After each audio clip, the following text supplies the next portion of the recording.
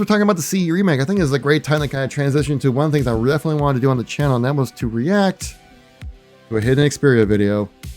Not just because it's a hiddenxperia video, but I think it's something that I always wanted to talk to him about specifically, because he has a bit of an insight to this style of like a remake tying into a new original game, specifically the Resident Evil remake, like especially Resident Evil like 4 remake, which was up for Game of the Year, which I think is kind of just wild to think that's a thing that can happen. In hiddenxperia's most recent video, he made the comparisons of the Resident Evil remake and how they're tying that in with their franchises and not making these remakes feel more like not just one-offs, but more like tie-ins to the next big game that's coming out. And it's something I really wanted to talk with you guys about, because I think that's a really interesting strategy about how to go about doing like a reboot, remaster kind of thing, right? The other way you could go about doing it is completely retconning everything like they did with Modern Warfare 2019 and just kind of hitting the same story beats from like the classic Call of Duty games, but then just doing it in a different way with some familiar characters and some new characters, which I'm kind of like okay with that idea. I know a lot of people have not been happy with me saying that, saying the retcon classic Halo's titles, but like, I know at this point I just kind of want to see him pick up Vision and just stick with it. But I want to watch this hiddenxperia video with you guys and kind of talk about like my thoughts and why I think Resident Evil has revitalized their entire franchise after having an abysmal run of games, then coming back and now everyone loves Resident Evil again. Why? The remakes helped boost that popularity back up. Luke talking about Resident Evil and Halo. This is something really interesting we need to talk about when it comes to revitalizing a franchise from the depths of the dead. But there's another franchise out there that has been absolutely doing this in recent years that has recently come to a head with it all. Resident Evil.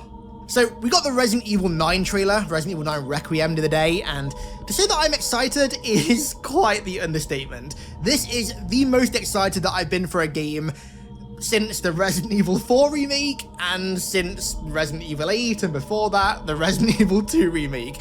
Safe to say, modern Resident Evil is absolutely killing it. But one of the most... I wish we had that for Halo. Why can't we just say modern Halo is killing it, man? Like, gosh, it's been 9 years and we've had one game, Halo Infinite, in the last 9 years. Well, they're just like pumping out Resident Evil games all constantly, man. People are just eating it up. It's awesome. I wish we had that for Halo, dude. The standout bits about Resident Evil 9 is the return to the nuked Raccoon City, which, if you don't know, is where Resident Evil 2 and 3 were set. But not only are we going back to Raccoon City, and not only are we going back to the RPD, one of the main locations of the trilogy, and not only are we playing as Leon again, one of the main protagonists of the original trilogy, and not— By the way, there's so much fan art, thirst trap fan art for Leon. Should I click it? I just want to show you what like I've seen. There's been a lot. Don't worry, this is safe, right? We can show this, right? Just like this kind of shit, like like this right here. People are wild, dude. People are wild online. It didn't help that when Resident Evil came out, that Resident Evil 4 remake came out, my coworker at GameStop, she was obsessed with Leon. I was just sending her like funny memes about it. She's like, oh my god, yes. Only are the trilogy's main enemies, zombies, rumored to be returning, but the official story synopsis says that we'll be uncovering the hidden truth behind the outbreak in Raccoon City. These connections to the original trilogy in Resident Evil 9 are so important because, arguably even more than Resident Evil 7 and Resident Evil 8, the Resident Evil remakes have been the driving force of Resident Evil for the past 6 years. After RE6 almost nuked Resident Evil's entire popularity, the extremely well-done remakes played an influential role in rebuilding their reputation. And now... see? Sounding a little familiar, some parallels being talked about right here, right? Exactly, you know what I'm talking about right there. So this is where this is what something I want to talk about. Like we're in the pits right now, right? Like I think this is probably the lowest amount of interest I've ever seen in the Halo franchise. And it's not like Halo Infinite was even a bad game. It just didn't live up to the standards of what we were hoping for a Halo game. And like I see it in my views, we've seen it in the community engagement as well. And just player population as well. Like this is probably the lowest amount of interest I've seen in Halo, even during Halo 5 as well. Like it's been rough out here, man. So I'm hoping that we see some parallels happening with Resident Evil as we do with Halo, but this Luke's going to explain it right here. Resident Evil as a franchise is in the best state it has ever been in, a second gold age if you will, both in terms of fan sentiment and also sales. So, with all that in mind, it's very clear that the remakes of the original trilogy that Capcom have done in recent years are tying in with Resident Evil 9's story. And would I be surprised if Halo 7 did the same with the Halo 1 remake? Not even slightly. Please, yes, Resident please. Evil's remakes have led the charge of modern remakes. I mean, hell, they're pretty much the reason that remakes are so common in the gaming industry nowadays. They are the absolute shining examples of how successful remakes can be if done right, and of the brand restoration effects they can have as well. Again, if done right. And I wouldn't... And I totally agree with that too. Like, that's a big thing too. Like, if they're looking to make a CE remake, they need to kind of make it rather faithful to what CE was, right? Because if you make a CE remake and then kind of go wild with it, that's not going to work out really well, especially with such strong nostalgia Halo has, right? Like, everybody above the age of like, 30 has played Halo at some point with their friends, family on a couch playing, but maybe haven't played it in a while, right? They haven't played it. Maybe there's something their dad played. Something they played with their dad back on the couch back in the day, but really haven't kept up with it really just because, they played it, probably made the decision up for it if they really enjoyed it. But maybe if you want to do something like make a CE remake that looks, well, like this, I mean, it would get people excited, right? Even with like these Halo Infinite models that they just imported into Unreal Engine 5, set it up to make it look like CE, that it's something I think that Halo Studios could definitely capitalize on and take an advantage of the nostalgia of Halo while also trying to find a way to tie it into a new media that revitalize people. Because, I mean, people just kind of, right now, I think people just view Halo as like, oh, a good old nostalgia hit, right? And it's like every time you see Halo reference in any kind of media whatsoever, it's always like targeting millennials when it comes to like the marketing and stuff like that. Or like, remember the good old days of Halo? Remember the classic Master Chief? Remember this? Remember that? Remember Tauntauns? I remember Tauntauns, And that's what it seems like a lot of times with Halo. But that's something that I think if you make a strong remake, it can really get people interested in playing Halo again. Wouldn't be at all surprised if Xbox greenlit this Halo 1 remake to try and replicate that for Halo. The positive effects of RE's remakes are so blatant and obvious, and it really wouldn't surprise me if Xbox saw that and thought, right, Halo's in a really rough spot, has been for a while, let's remake the original games in a similar vein to Resident Evil and try and do what they're doing. And then... But also, there's another way to go about doing it, which I think would be, this would have been a classic 343 way to do about it, is by going like the Modern Warfare 2019 route, by just completely nuking the previous games and then just saying like, okay, this is a retelling of CE, but with new characters, new environments, new way of doing it, but like basically recreating the same vibe and feel, which honestly, I think Modern Warfare 2019 did a really great job of doing that. But I think also is that the characters and the lore of Halo are so strong and so embedded with the fandom that if you just mess with that in any kind of way, it's going to just be hugely detrimental. Now, maybe it could just be a Halo fan looking at the Call of Duty community, seeing it that way. I mean, there are COD lore YouTubers out there and stuff like that, but I think more people just play Call of Duty for the multiplayer side of things, and like the campaign's always kind of like a nice fun addition. Where like I think with the Halo community, it's like right up there neck and neck with like campaign being just as important as multiplayer. Where in Call of Duty, it's much more like multiplayer, Warzone, and then like campaigns over here. You know what I mean? I'm kind of would be open to the idea of like a retelling of CE, with the same characters, but maybe just retold differently, which would be really difficult to do, I feel, but maybe they could. I don't know. We'll see how it plays out. Especially, but like I should also mention that like Modern Warfare 2.0, Modern Warfare 2 2022's campaign was like all right. They hit similar beats, but they definitely couldn't go all the way that they did back in Modern Warfare 2 in 2009. And then Modern Warfare 3's campaign was a complete mess, but I think that's more just because of development stress that they had for that game as well. So, I mean, there's also that to keep in mind. I think that like the Resident Evil way, I think is the real way to go about doing remakes, but also making new games at the same time, which would play into the multiple projects at play right now, which they're doing at the moment right now at Halo Studios.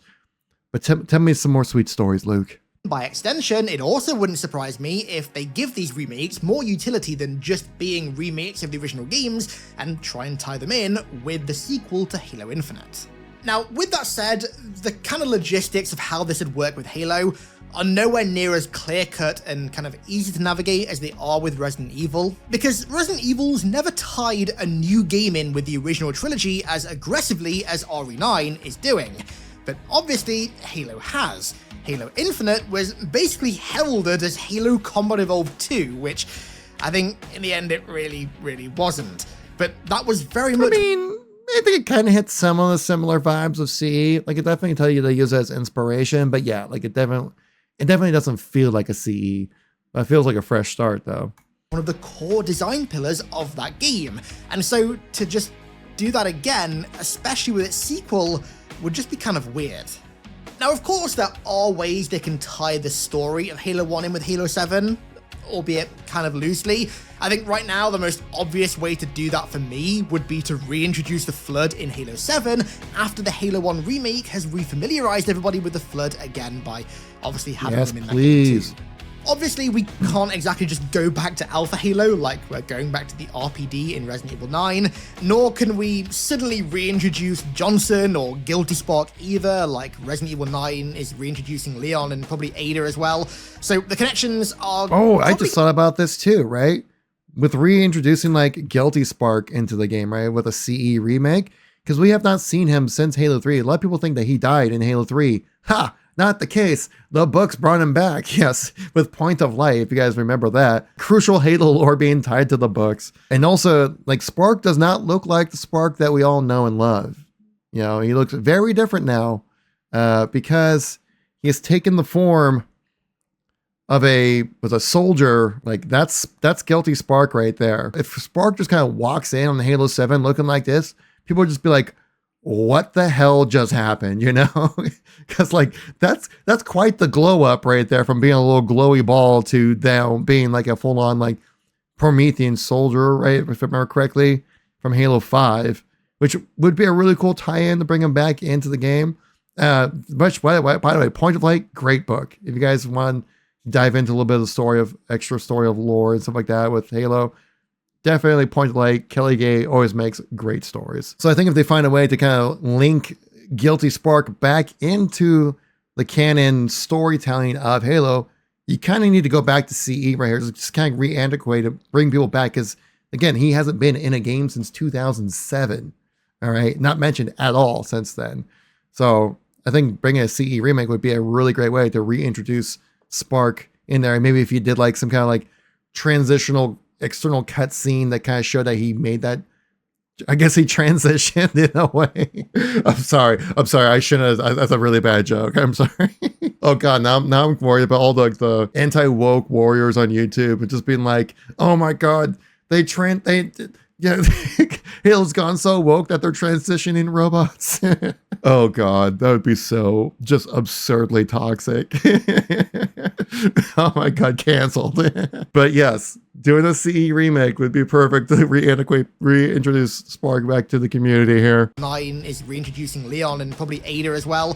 So the connections are probably going to be far looser than Resident Evil 9's. But regardless, I think tying the games and the stories together in some kind of way, be it really tight or rather loose, is something that I can absolutely see happening. And the release schedule of the similar to First Strike Edge of Dawn makes me even more adamant that that will happen in some way. Unless, of course, Halo 7 does just randomly drop next year. In that case, this entire video, or most of it, is moot. And, well, let's just say I'll be pretty happy if that's the case. But yeah, so that's kind of like what Luke really kind of dived into when it comes to talking about really how to revitalize the Halo franchise with remakes. Going the Resident Evil route, they find a way to try to replicate that in some kind of a business model in some kind of way with Halo. I think could definitely work out, right? Like, yeah, even though we've already had a CE remake basically 2 times over now at this point, with the original remake in 2011 and being brought over to the MCC, which is kind of like a big, huge remaster, right? Even with the multiplayer finally being online, which was really cool. Effectively be like a 3rd time remastering CE mean, obviously going the Unreal Engine would definitely be a completely different vibe, and then find a way to maybe tie it into whatever the next Halo game is going to be, which seems to going to be progressing the story of CE or Halo Infinite in some kind of way, right? They just recently revealed the cover, which is pretty awesome looking, because they said that this next book by Kelly Gay, which by the way, Kelly Gay makes awesome books for Halo. I saw you in the chat there, Berg. I disagree. Kelly Gay's books are awesome. I think they're way more entertaining than Troy Denning's. Troy Denning's, it just seems so dry and military. Like, I actually really felt like a connection with like Ryan Forge. It was really good. It was really well done. And also like her Rubicon Protocol. I listened to that book. That was a good one too. But like saying right here, it's saying that like akin in many ways to Halo First Strike, this story serves as a glimpse into the aftermath of its preceding events. The novel dealing with the immediate fallout of what took place on Halo Infinite's campaign while embarking on its own new self-contained adventure. This kind of implies, I think, to me as well, that the next Halo story is going to just be like X amount of years after the events of Halo Infinite is where the next Halo 7 is going to take place. So if you really want to connect the dots, this is where that can kind of happen. Heck, we might even see Guilty Spark's transition body come over into this one, you know. But like, they're basically utilizing the CE remake to be a way to kind of like help bridge that gap also a little bit, but also retell things. I mean, we also saw this too with like Halo 2 Anniversary, right? Where if you played the beginning of the campaign of Halo 2 Anniversary, you had that cutscene with Locke and Arbiter, right? I once called him a foe. I'm not hunting a Spartan, I'm hunting the Spartan, you know? So I think it's a really cool way to kind of provide a little extra like bit like, hey, don't forget we have the next Halo game coming out kind of thing. So to do something similar like that with the CE remake and then tie it into like wherever Halo 7 is going to be, I think that'd be pretty awesome. What are you guys' thoughts on this? Do you think that's a good idea to kind of through remasters be able to get people excited? And then if you're going to be remastering CE, you kind of think like 10-year plan of what the next 10 years of Halo are going to look like. If the CE remaster does well, which it's going to do well, right? All the boomers, all the gamer boomers, including myself, are going to be playing it and buying it. It's going to boost Game Pass sales for sure. If a contract is out, they can get like all those different games out within the next 10 years or something like that. I don't know, that would be kind of cool. Like, especially if 2030, if you have like the 20th anniversary of Reach and you have like a Reach remake come out or something, that'd be kind of sick. I love Reach's campaign.